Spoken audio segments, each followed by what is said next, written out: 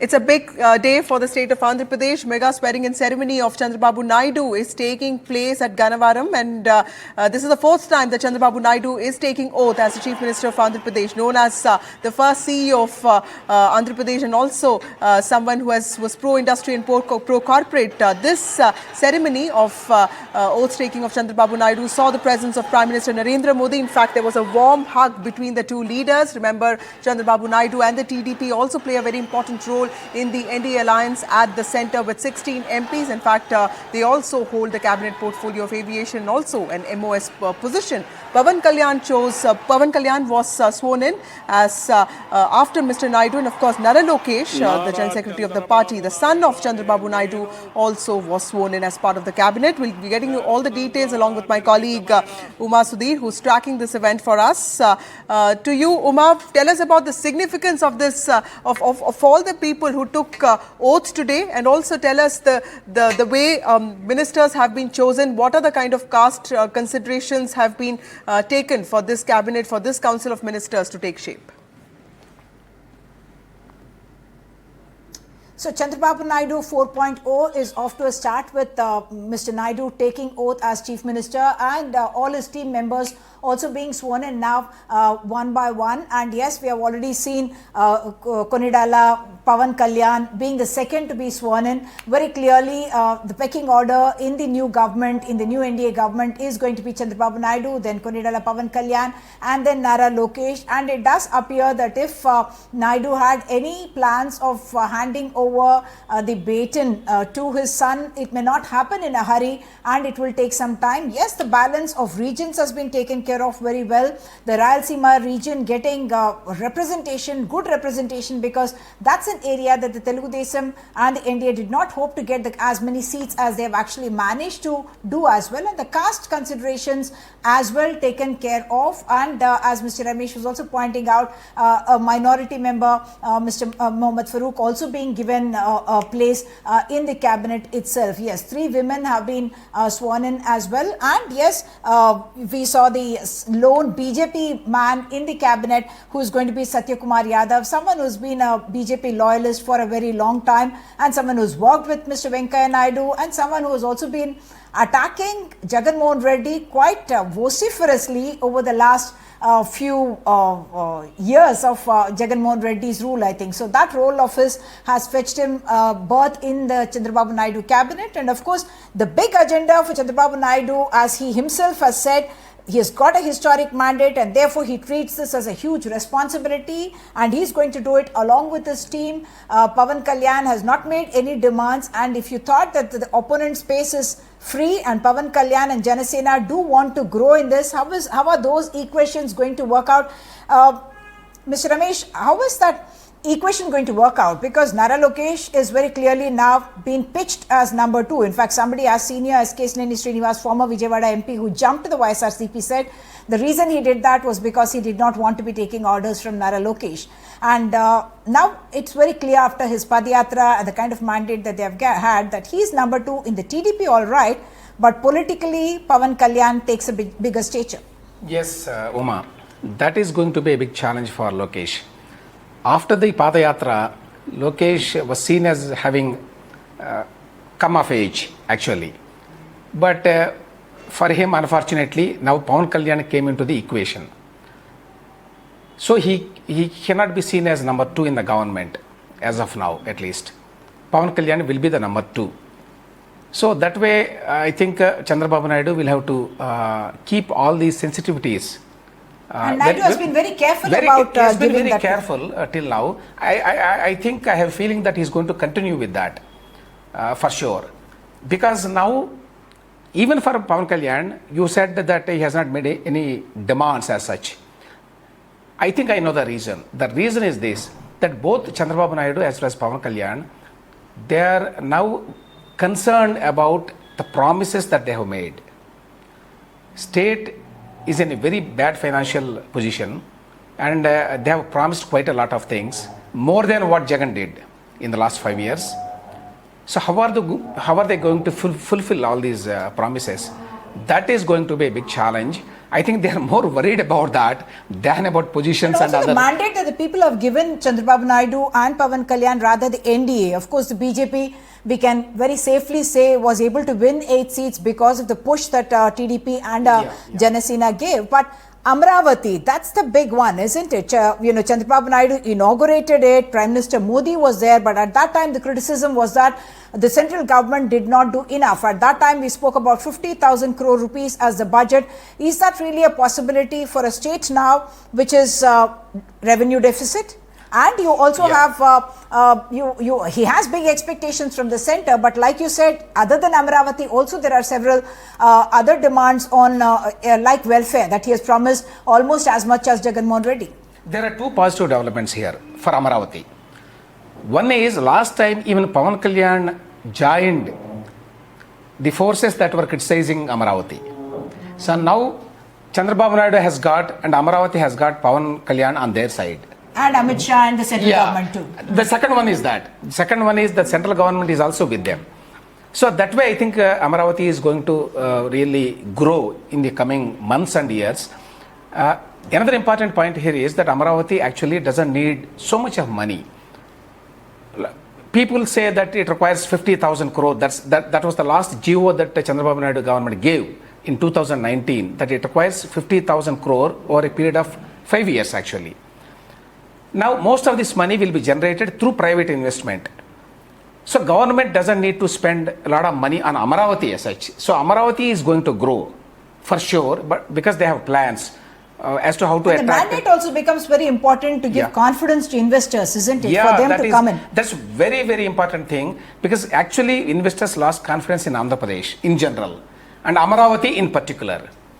And I mean, as you know, last time the World Bank, the Asian Development Bank, the Singapore people, everybody left high and dry actually because Jagan was treating them very badly. So it would have been very difficult. Not honoring the contracts that the state had made. Actually, I think AP as well as India got a very bad name on the international stage because of Amaravati, what Jagan Mohan Reddy did for Amaravati.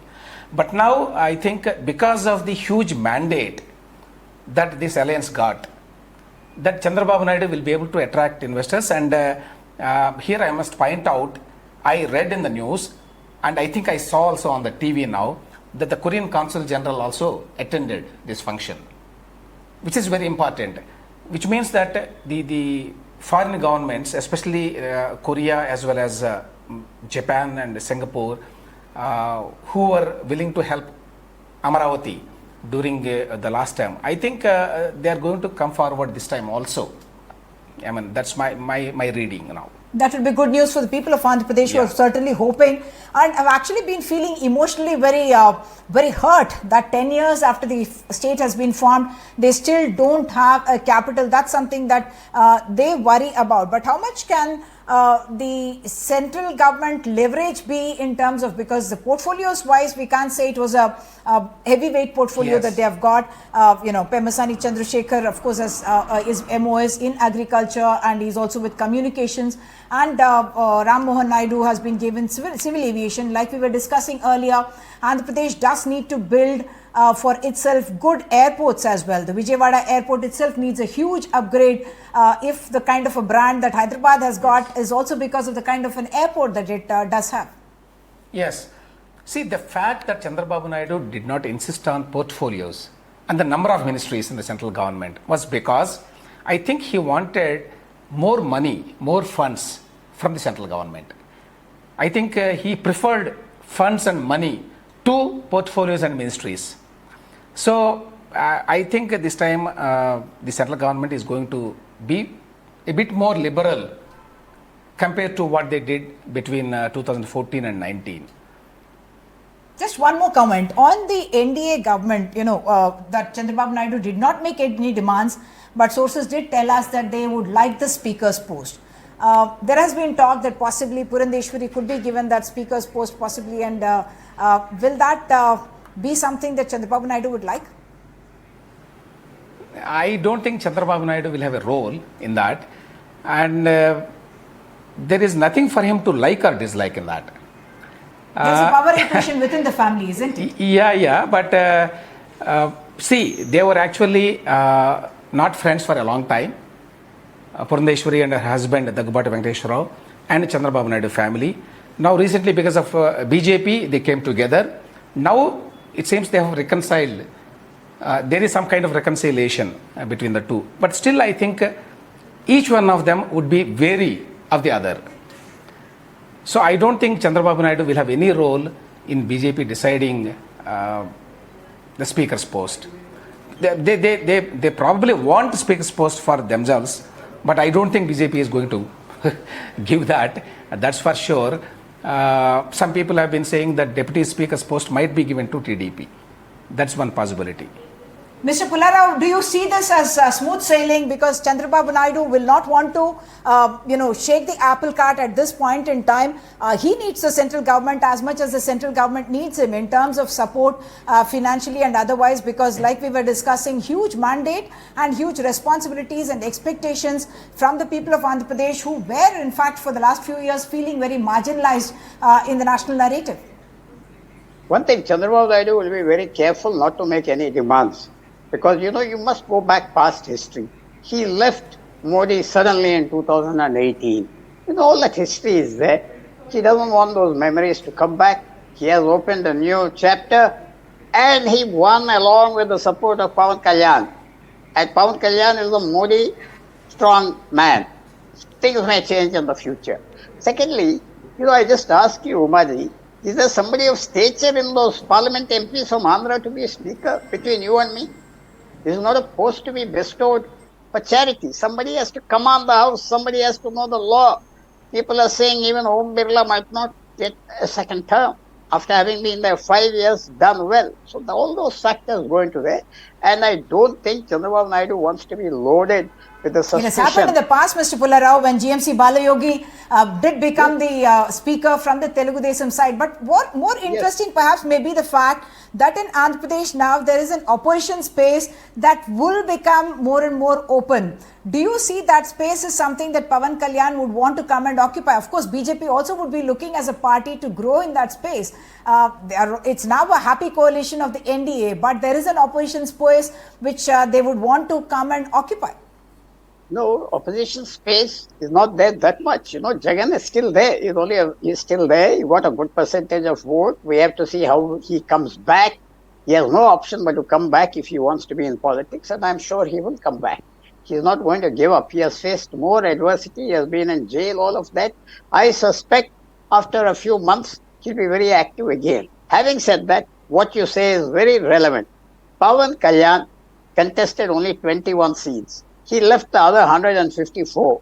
He cannot grow there now if he remains in the coalition. That is a law. BSP is to contest all the 424 seats in Uttar Pradesh to grow and stabilize.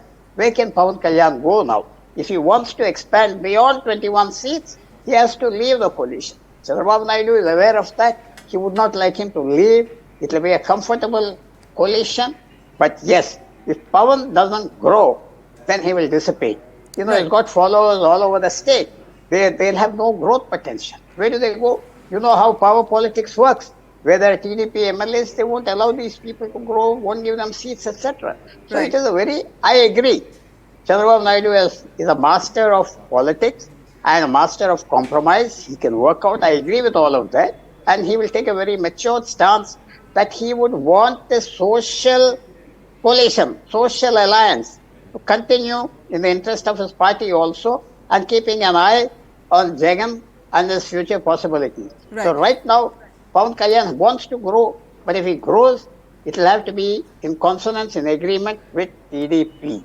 Otherwise, of course, there's a lot of possibilities in the future. You have to wait out a few months to see how this is going to work out. I like the fact, Mr. Pullarao, that you often use social forces instead of caste and communities. I think it's a terminology that all of us should consider. I want because to be polite. It is so holistic, and it really covers a lot of things that we probably, and even Sajjan could just tell me a little bit. I mean, also look at the optics of this, Sajjan, because, look at Pawan Kalyan, day before yesterday, I think on Friday, the Prime Minister said that Pawan nahi aandi hai. And there was, in that NDA meeting, I was present in the Central Hall of the Parliament, and there was was this showering of praises on Narendra Modi, and of course Narendra Modi doing the same to both Pawan Kalyan and of course Chandrababu Naidu, and it was some sense of Telugu Atma Gavravam, flashing at all, in all its strength. So tell us, how do you see the optics of this? Because this and the presence of Venkaiah Naidu, so clearly there seems to be more emphasis on allies now, instead of BJP saying that we will do it all by ourselves in the south of India because we don't need anybody.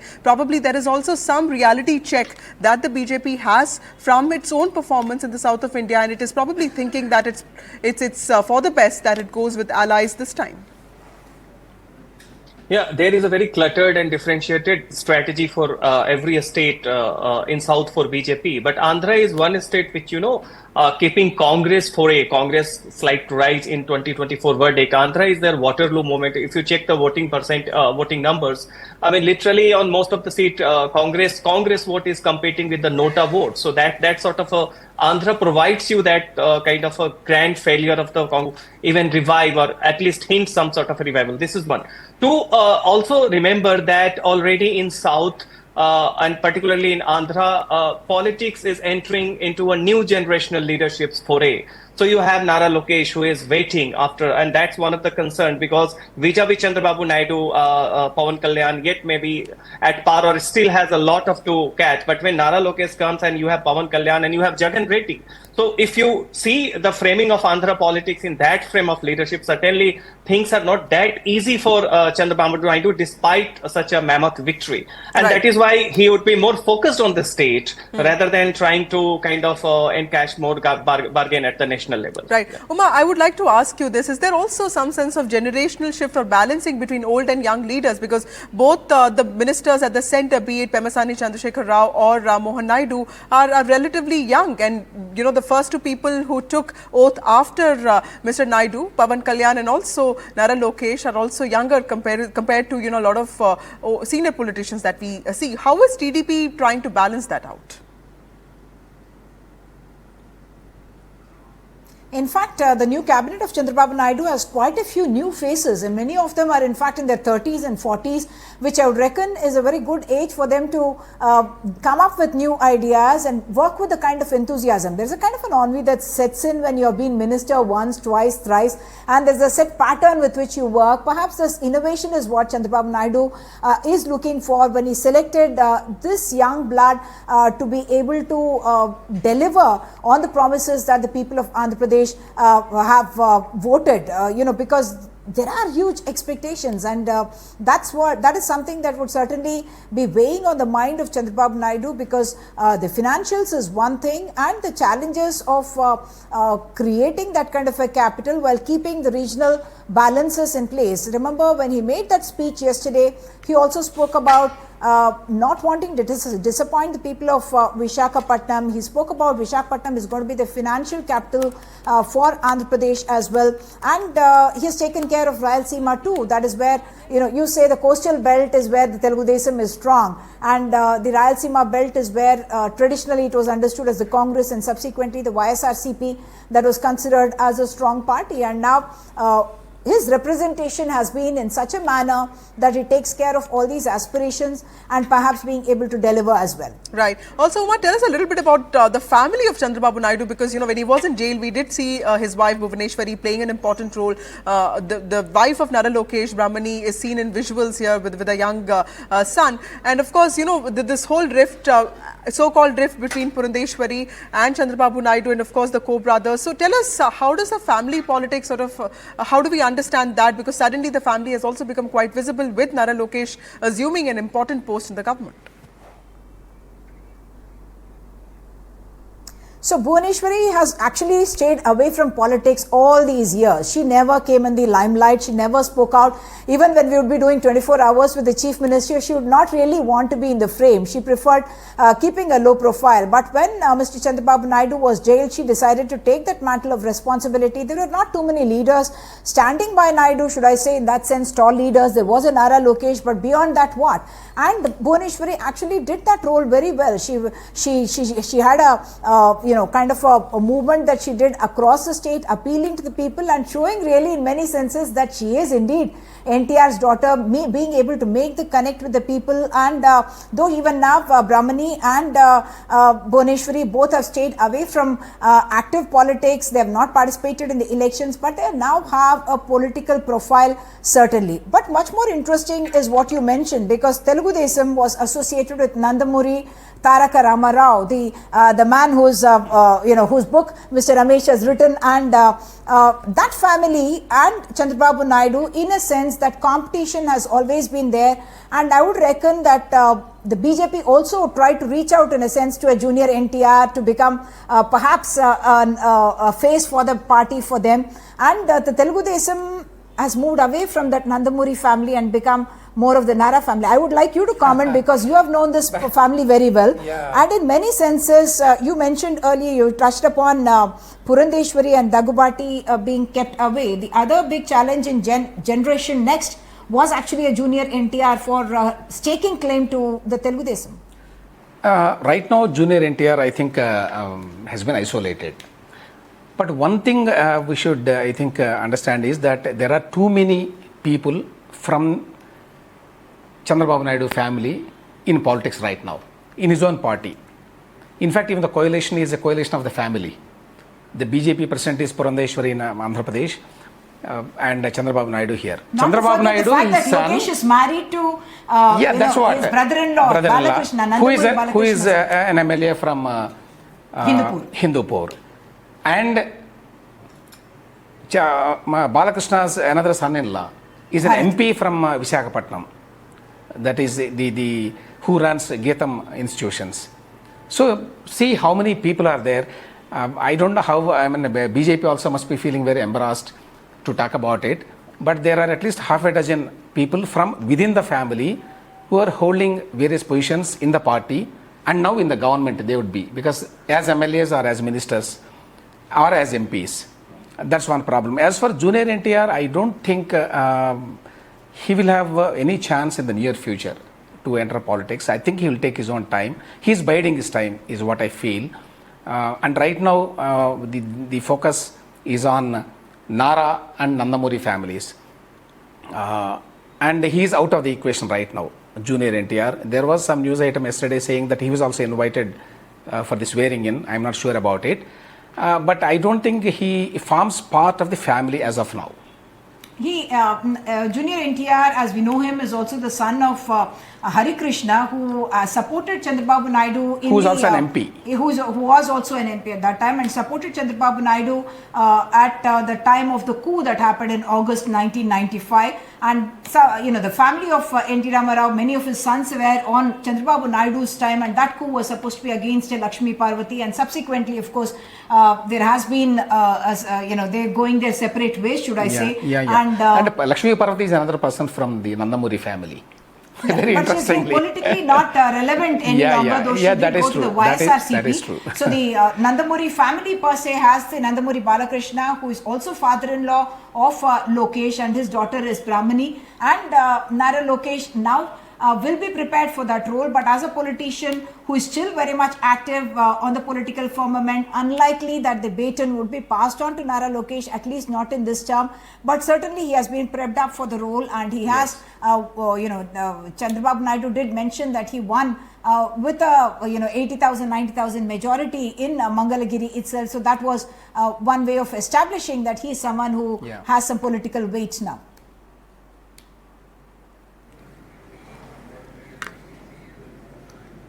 Well, let me go across to Pularao, sir. You had a point to make?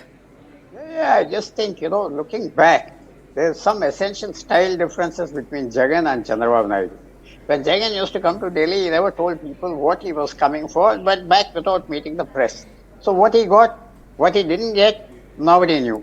I don't know whether Chandrababu Naidu will change his style. He would come to Delhi, I have asked for this, I have asked for that, and if he doesn't get it, naturally there will be a lot of tension over there. Right. Jagan used to come. I think Uma will confirm what I say. He used to come, suddenly meet the Prime Minister, Finance Minister, or somebody, and go back and leave a note. So nobody knew whether he was disappointed. There was no room for creating any disruption. Right. That earlier, I remember in 2014 to 18. But Chandrababu Mr. Naidu Pullarao, I must say that Jagan Mohan Reddy did manage financial packages that perhaps Wonderfully. Chandrababu Naidu did not manage at a time when the state was struggling for finances. So his equation with the Prime Minister was quite special. He kept it confidential, no doubt, but he did manage financial help, and it was quite successful trips that he managed to do. Interesting that it was just before the elections that Mr. Modi also decided to back a Chandrababu Naidu, who they spoke of as someone they don't trust too much, and there was a lot of suspicion and doubt. But just in that very short period of time, the NDA managed to bring its chemistry together and make this happen in Andhra Pradesh. One would have thought perhaps that there would be, there would be room for speculation about differences, but the optics has been very good. I mean, I'm saying whether it's Pawan Kalyan and a Chandrababu Naidu, given the difference in their seniority as well, they worked very well together in the run-up to these elections as well. They would have public meetings almost every 2 to 3 days in a week, and the chemistry on stage, off stage, no dirty linen washed in public ever, to show the cadre and the leadership down the line that we are working together, and if we have to make this happen, it has to happen together. And that's what they were very clear on. Their mandate was, we have to replace Jagan Mohan Reddy, we have to get YSRCP but out of Umayyan rule. Pullarao, And it was sir, actually a while the point alliance, in many senses, that they all work together. While the alliance did work out in February, even then I could hear a lot of people say that, the parliamentary alliances could work the NDA way, but Jagan is still strong in the state. That was the rumor that was going around, and that is why probably the BJP also delayed the alliance formation. Sajan, would you agree that the Prime Minister, like Uma was also pointing out, the Prime Minister's possibly trust and confidence in someone like Jagan, who basically never defied him, agreeing to all his policy and political moves, that also possibly played a role in increasing this distance between TDP and BJP. But of course, politics matters, numbers matter, and they did eventually come together in the month of February. But Jagan was an ally of the Prime Minister of the BJP that they were very happy with. Not an ally in the formal sense, but somebody who subtly supported the government's move. You see, Jagan had a wonderful relationship with the Prime Minister and his cabinet. Jagan also understood. He was very shrewd here. Don't go with a list, making open demands, sulk and go away. You say you want nothing. He says he always used to say he wants nothing. It's a courtesy call on the Prime Minister. Yes. At the end of it, the small list would come out, and as Uma has said, it would be done. Okay. And he endeared himself, I use this word, to Modi as a man who had no demands, though he had demands. Okay. You see, that's what I meant to say. The way you ask, the way you lobby is also important. And public lobbying never gets you anywhere. So that's what I meant to say. Just a second, Pullarao, sir. The visuals are here. This is a photo op, the famous photo op. Nara Lokesh, then Pradhan Mantri, Prime Minister Narendra Modi, sitting alongside Chandrababu Naidu, the governor, of course, the new Chief Minister of Andhra Pradesh, sworn in as the Chief Minister for the 4th time. There's also Abdul Nazar, the Governor of Andhra Pradesh. There's Nara Lokesh, who's going to play an important role in the Naidu Council of Ministers, and of course, all the ministers there. And that's the Prime Minister's, that's Bhuvaneshwari, the wife of Chandrababu Naidu, who played an important role coming out and campaigning against his arrest. The Prime Minister accompanied by Chandrababu Naidu even as he prepares to leave the venue. In fact, BJP was represented by Home Minister Amit Shah and JP Nadda, who arrived last night.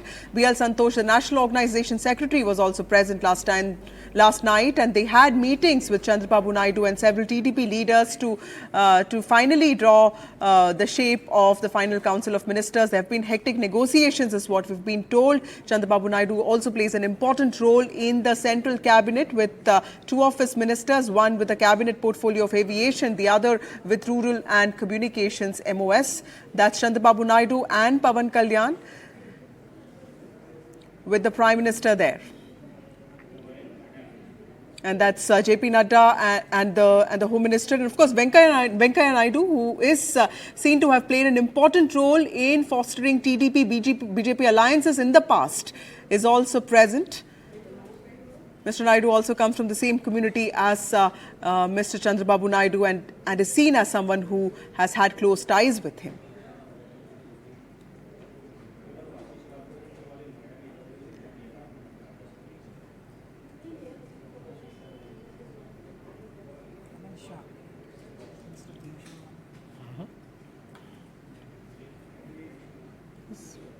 Prime Minister having a chat with Chandrababu Naidu. Earlier today, we also saw both of them exchanging warm hugs, and the optics of this event also shows that the coalition or the alliance between the parties is being built on a sense of reassurance and confidence. This is particularly after what happened in 2019 when Chandrababu Naidu walked out of the alliance over allegations that the BJP, the centre, was not ready to fulfill the special category status that was promised during the bifurcation of the state, something that was promised by the UPA government, something that the BJP had agreed with. That is Chiranjeevi, Narendra Modi and Pawan Kalyan. Chiranjeevi, the superstar of the south of India, also the elder brother of Pawan Kalyan. The Prime Minister sharing a moment with them, and that Allu Arjun is also there. Superstar. Amongst the allies present are NCP's Praful Patel, Eknath Shinde, the Shiv Sena Chief Minister of Maharashtra. And he's meeting Rajnikant, and of course Lata Rajnikant is also present with him, and that is... Rajinikanth గారితో ప్రత్యేకంగా మాట్లాడుతూ ఉన్నారు. ఇది ప్రేమ, ఇది అభిమానం, ఇది వాత్సల్యం. Bandi Sanjay, former chief of BJP Telangana, OPS, the former chief minister of Tamil Nadu, also present. Nitin Gadkari, the minister for road transport, also present there, and Ramdas Athavale, the head of RPI, Republican Party of India, also a cabinet minister now. Chirag Paswan, MOS, Anupriya Patel, MOS, also present. These are important allies of the BJP. Ram Mohan Naidu, the new aviation minister, the youngest minister in the cabinet, 36-year-old, and CM Ramesh, the MP from Anakapalli, also BJP MP from Anakapalli, present there. The Prime Minister, in fact, addressed a huge rally during the elections in Anakapalli, and now the Prime Minister is having a word with the Governor of Andhra Pradesh, Abdul Nazar. సొంత లాభం కొంత మానుకొని కాదు, అంతా మానుకొని రాష్ట్రం కోసం పరిశ్రమించేటువంటి పెద్దలందరికీ ధన్యవాదాలు. ఈ వేదికని వేడుకుంటున్న క్షణం అందరం గట్టిగా ఒకసారి చప్పట్లతోటి ఆయన వీడ్కోలులో కూడా పాల్గొందాం. మరోసారి పేరు పేరున అభిమానులకి, మిత్రులకి, పార్టీ నేతలకి, కార్యకర్తలకి, ప్రతి ఒక్కరికి పేరు పేరున కృతజ్ఞతలు తెలియజేస్తున్నాం. So several actors were present there, including actor Balakrishna and of course Chiranjeevi, the elder brother of Pawan Kalyan, who took oath today after Chandrababu Naidu. That's the famous photo op with the Prime Minister. Prime Minister arrived a short while ago. He took part in the oath-taking ceremony of Chandrababu Naidu. BJP was represented by Home Minister Amit Shah, who arrived last night. He also held meetings with Chandrababu Naidu over the final shape of the Council of Ministers. Uma, coming to you, help us understand the significance of all the ministers who have been sworn in, and also the kind of guests who were there, particularly the NDA allies. What does this mean for the new NDA government in the centre and also in Andhra Pradesh? Yes, indeed, a very happy family. That's what the NDA is looking like, and with adequate representation from all sections, all parties, all allies, and yes, enough of enough of the very influential and well-known faces. The Prime Minister not missing out on, despite the kind of a schedule that he has to go to Odisha now for the next swearing-in ceremony, and yet he made the time to meet each one of those people. Making an effort to have that photo op with a Chiranjeevi and a Pawan Kalyan as well, raising hands and posing for pictures with those two very, very popular men in the state of Andhra Pradesh, and of course Rajnikant and Lata Rajnikant, as you were mentioning. There was also OPS on screen, who is in fact did work as part of the NDA in Tamil Nadu, though they did lose the elections there. But the entire scene that you see there is something that is looking set for harmonious relations with the centre, blessings of the centre for a state of Andhra Pradesh, and being able to take the agenda forward, the mandate that the people of Andhra Pradesh have given. And Chandrababu Naidu, very conscious of the fact that Pawan Kalyan has played that very important role in his government, and therefore giving him that kind of a status and stature wherever he is seen in public. That is, I think, a very important signal not just for politically speaking, but also to the cadre of Janasena. And earlier we were talking about Pawan Kalyan and Janasena will naturally have an ambition to grow in this state as like Mr. Pulara was pointing out, perhaps fight elections in a larger number of seats, and the huge disappointment that they have had that he had been limited to the number of seats. The turning point really had come for Chandrababu Naidu and the Telugu Desam with Pawan Kalyan going to Rajamandri when Chandrababu Naidu was in jail and making that statement that I am going to be fighting the election along with Chandrababu Naidu, along with Telugu Desam, even when he was part of the NDA, knowing fully well that Delhi may be frowning on something like this, because at that time they were not really feeling positive about it, Chandrababu Naidu. But everything has changed now. The magic of victory playing itself out in Andhra Pradesh, where the huge mandate that the NDA has got is something that is being now celebrated by all those who contributed to it, including the Prime Minister. Can I just add one sentence? Please. I have not seen such a star-studded event in Andhra for a long time. That's one thing. And for the last 5 years, for good or bad, we have been hearing only bad news about AP. Hopefully, this alliance is going to produce some good results, positive results for the state.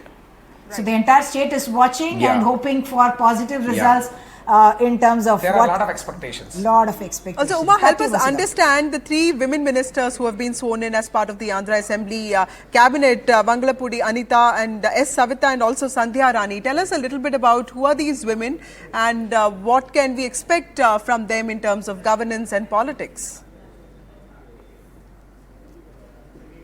Okay, Anita Vangalapudi is again someone who also belongs to the SC community, so in that sense representation for her gender as well as her caste, and all 3 of them are in fact first time ministers. Gumadi Sandhya Rani, Savita, scheduled caste. Yeah, scheduled caste. Scheduled tribe, sorry. Scheduled tribe. Gumadi Sandhya Rani, the only scheduled tribe person in the cabinet, and all 3 of them are new faces, so whether gender will play a big part, Savita I don't is know. from backward community. Backward class community. From Rayalaseema.